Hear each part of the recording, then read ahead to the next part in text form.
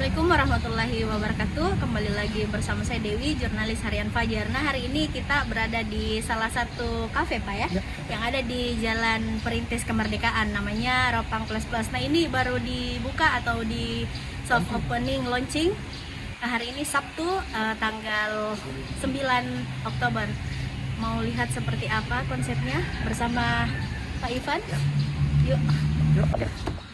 Sebelum kita mengulik lebih dalam terkait kafe Ropang Plus Plus dan protokol-protokolnya yang diterapkan, saya ajak untuk berkenalan dulu.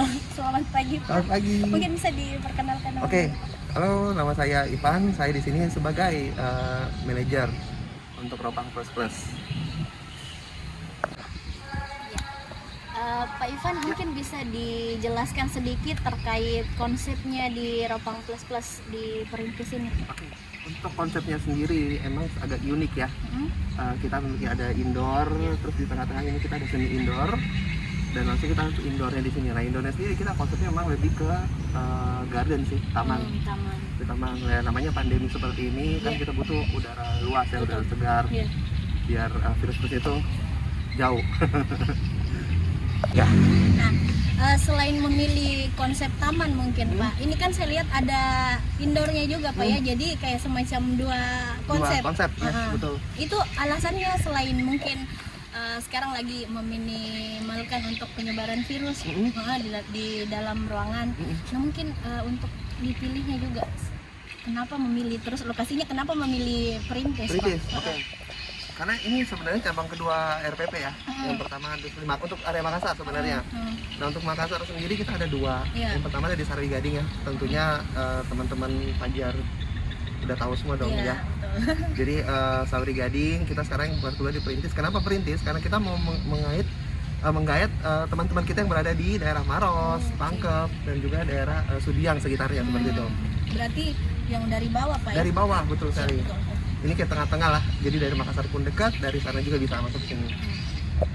Nah, untuk segmennya sendiri Pak, ini menggayat apakah khusus memang untuk kalangan milenial saja atau seperti apa?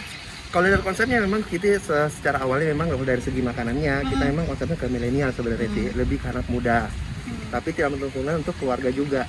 Jadi keluarga yang berjiwa muda sebenarnya.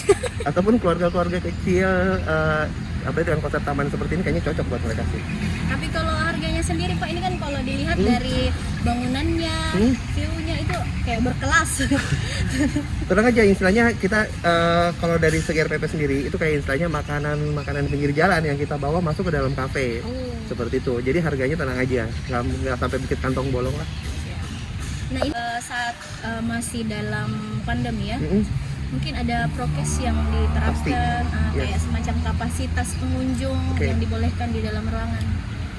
Karena kan kita sudah masuk PPKM ini ya, dari surat edaran pemerintah sendiri, kita tetap menghargai ya, ataupun melaksanakan sesuai dengan perintah pemerintah kota setempat.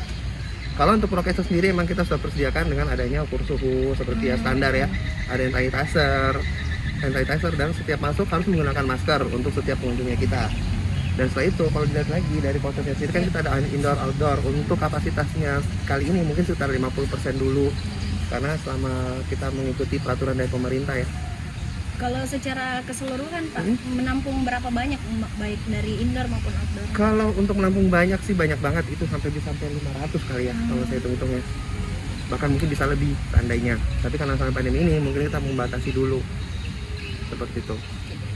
Mungkin para pembaca dan penonton setia harian Fajar bisa datang berkunjung ke RPP Jalan Perintis, apalagi yang di Sari Gading.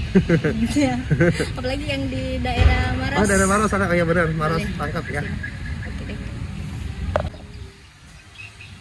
Sekian dan terima kasih. Assalamualaikum warahmatullahi wabarakatuh.